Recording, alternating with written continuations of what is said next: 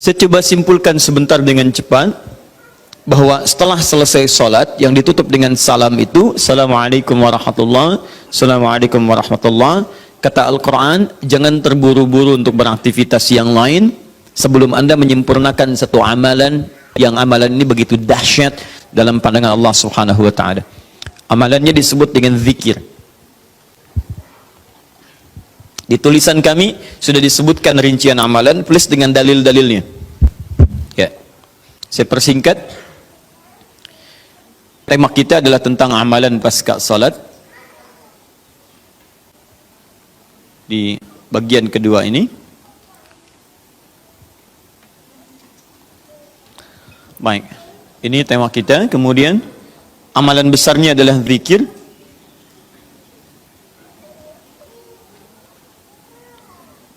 Dalilnya di Quran surah keempat An-Nisa ayat 103. Ini tema besar kita. فَإِذَا قَضَيْتُمُ الصَّلَاةَ فَاذْكُرُوا اللَّهَ. Fokus. Maka jika Anda telah tuntas mengerjakan salat, segeralah berzikir kepada Allah Subhanahu wa Ta'ala. Ingat, amalan pasca salat yang diutamakan apa? Zikir. Saya mau tunjukkan pada Anda satu hal yang sangat mendesak. Kenapa amalan ini begitu sangat ditekankan oleh Al-Quran? Bahkan saking ditekatkannya, kata Allah, perhatikan kalimatnya, qiyaman, baik itu sambil berdiri, wa qu'udan, ataupun Anda punya kesempatan lebih lenggang duduk, wa 'ala junubikum, atau bahkan dalam keadaan Anda sedang payah pun untuk duduk atau bahkan berdiri, boleh sambil berbaring. Perhatikan, saking pentingnya amalan zikir ini, itu Al-Quran seakan menghadirkan semua situasi untuk menggunakan amalan ini. Ya, bukan tidak ingin menoleransi, tapi ada sesuatu yang penting di sini. Saking pentingnya seakan-akan kalau dalam bahasa yang lain, tolong jangan tinggalkan ini. Ya, kalau Anda memang buru-buru, harus langsung bangkit pasca sholat. Ada yang bahkan setelah salam subuh, Assalamualaikum, Assalamualaikum, saya harus kejar ke tempat pekerjaan, langsung mau berangkat. Nah, terburu-burunya Anda untuk mengejar pekerjaan itu tidak menghalangi Anda untuk berzikir. Kalau bisa sambil jalan pun zikir aja, ayo lakukan, kerjakan amalannya. Kalau Anda senggang, duduk dengan tenang, lakukan. Kalau amalan ini tidak penting, mustahil Anda diminta untuk mengerjakannya, sekalipun dalam pekerjaan yang sifatnya darurat Anda mesti lakukan. Paham sampai sini? Baik, nah nanti kita akan lihat apa rahasianya amalan-amalan ini, zikir ini. Kemudian kita nanti akan urutkan seperti pertemuan lalu telah saya turunkan beberapa bagian-bagiannya. Nanti kita akan gali apa esensi dan rahasia di balik kalimat-kalimat zikir yang kita sampaikan itu. Baik, saya percepat. Zikir seperti pertemuan lalu adalah setiap aktivitas yang mampu mengingatkan dan mendekatkan kita dengan Allah Subhanahu wa Ta'ala. Jadi ada dua nih.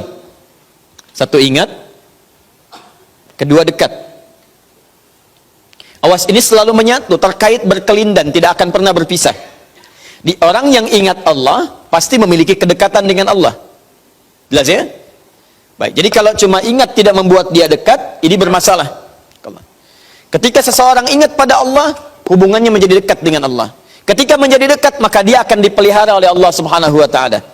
Dipelihara dari maksiat dan segala yang menyulitkan dia dalam kehidupannya. Makanya mustahil ada orang berzikir tapi berbuat maksiat kepada Allah. Apa nih? Mereknya Akhir TV. Jangan, itu bir. Oh, pakai bismillah dulu lah, mungkin berkurang dosanya dikit. Enggak bisa. Jadi tidak akan bersanding taat dengan maksiat. Anda ingat Allah, mustahil berbuat maksiat. Ya, maaf, seorang karyawan yang ingat Allah tidak akan bermaksiat dalam pekerjaannya. Seorang ibu istri yang ingat Allah tidak akan bermaksiat dalam rumah tangganya. Seorang anak yang ingat Allah tidak akan pernah bermaksiat dalam kehidupannya. Maka dari itu, nanti kita akan lihat puncak zikir, apakah hanya dalam pasca salat saja atau dalam aktivitas yang lainnya. Maka yang pertama, ini akan membantu mengingatkan dia kepada Allah. Yang kedua, membuat hubungannya dekat dengan Allah Subhanahu wa Ta'ala. Nah, amalan ini ada setidaknya 6-7 amalan. Hari ini saya janjikan untuk mengurutkan amalan-amalan ini. Ya, saya ingin tes dulu apakah Bapak Ibu masih ingat atau tidak. Satu apa? Istighfar. Istighfar. Saya tuliskan satu, istighfar. Apa dalilnya? Cepat saja, kalau tidak tahu katakan apa? Allahu a'lam. Baik, masih ingat? Saya sebutkan kemarin hadis Nabi di riwayat Muslim hadis 591. Masih ingat? Baik, ini ada istighfar. Baik, yang kedua apa? Allahu a'lam. Enggak ada, Bu, Allahu a'lam. Baik. Assalamualaikum warahmatullahi wabarakatuh. Assalamualaikum warahmatullahi wabarakatuh. Astagfirullah, astagfirullah, astagfirullah. Allahu a'lam, Allahu a'lam. Enggak ada. Baik. Baik, kita lihat ini istighfar atau masuk kepada kalimat thayyibah. Dalilnya Quran surah keempat ayat 103, kan? Kemudian yang kedua, bisa juga bacaan Al-Quran. Bacaan Al-Quran. Baik, Quran surah ke-15 dalilnya ayat ke-9. Ya inna nahnu nazzalna dzikra. Kami telah turunkan Al-Quran sebagai zikir. Jadi kalau Anda baca Al-Quran, itu Anda sedang berzikir. Kemudian bisa juga hafalan Al-Quran. Anda menghafal misalnya. Baik. Misal Anda tidak membaca, tapi selesai sholat Anda membacakan ayat-ayat Quran sebagai hafalan. Ada ayat kursi misalnya, ada 3 surah yang terakhir, ada kemudian ayat pertama sampai 5 misalnya, Al-Baqarah, ya ada ayat-ayat yang lainnya, hafalan misalnya. Begitu Anda bacakan, Anda sedang berzikir. Dalilnya Quran surah ke-54, ayat 17, ayat ke-22, ayat 32, ayat ke-40. Ketika Allah menyebut para penghafal Quran, menyebutnya dengan proses berzikir. Walaqad yassarnal Qur'ana lidzikri. Kami telah mudahkan Al-Quran sebagai zikir. Ya, hafalan di sini zikir. Untuk dihafal, untuk berzikir. Jadi kalau Anda pasca salat kemudian membaca ayat-ayat Quran dalam hafalan bukan menggunakan mushaf, maka Anda sedang berzikir kepada Allah Subhanahu wa taala. Dan nilainya 4 kali lebih banyak dibandingkan dengan yang membaca. Ya. Nah.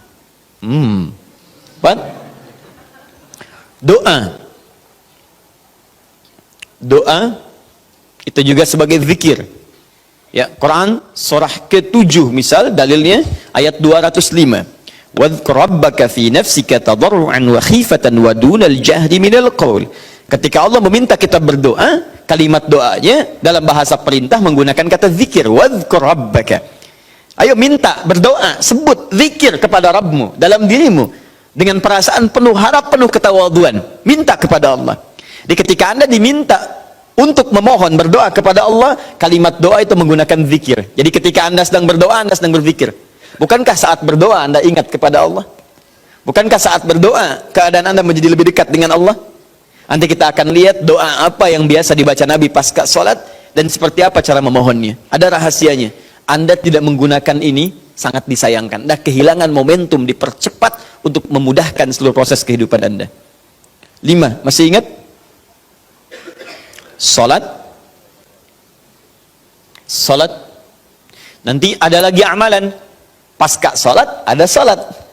Di begitu selesai, Assalamualaikum, Assalamualaikum. Kapan kemudian ini kita mesti tunaikan salat yang ini?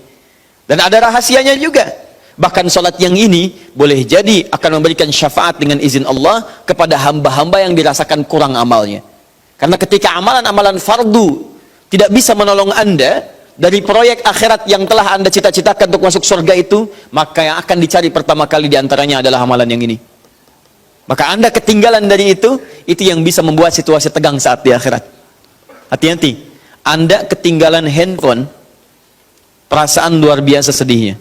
Balik lagi ke An-Nur, dicari-cari lewat CCTV. Tapi Anda ketinggalan yang sunnah, kenapa tidak Anda buru kemudian? Tadi nggak sholat sunnah, besok lagi, Masya Allah. Belum tentu besok dia hidup. Dalilnya Quran surah ke-20 ayat ke-14. Ya, innani anallahu la ilaha illa ana fa'budni wa aqimis salata lidzikri. Saya Allah, tidak ada Tuhan yang layak disembah kecuali saya. Sembah saya. Bagaimana cara nyembahnya? Tunaikan salat sebagai zikir kepada saya. 6.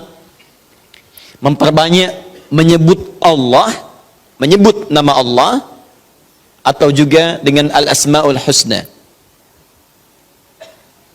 Al-asma'ul husna.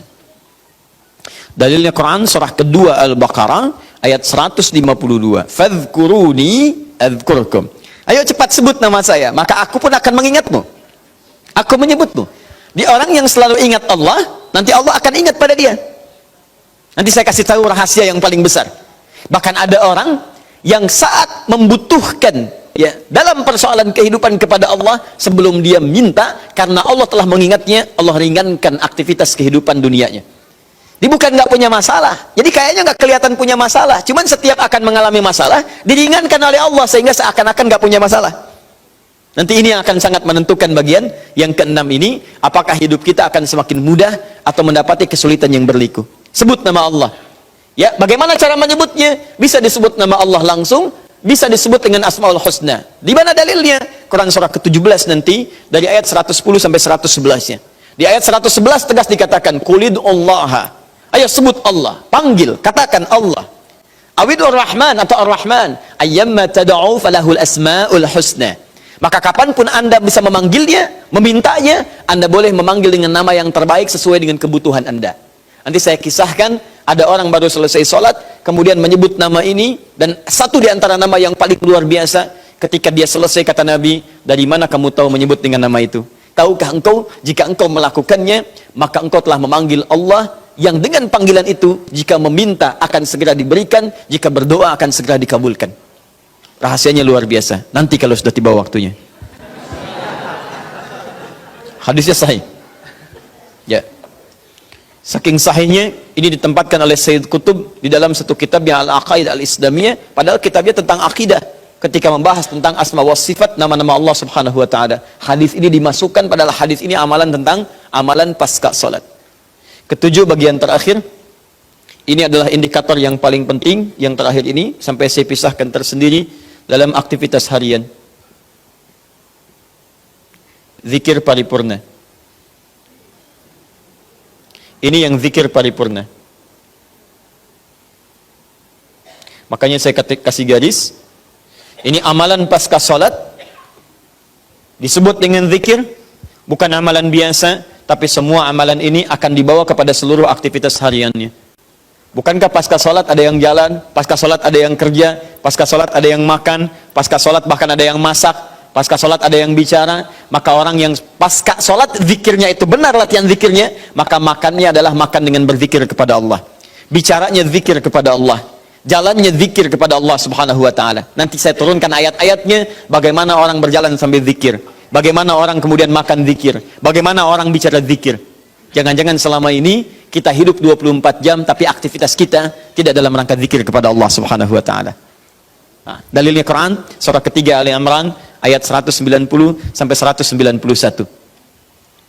Inna fi khalqis samawati wal ardi wa ikhtilafil laili wan nahari la ayatin liulil. Siapa ulul albab itu? Ayat selanjutnya, alladzina yadhkurunallaha. Mereka itu orang-orang yang senantiasa zikir pada Allah Subhanahu wa taala.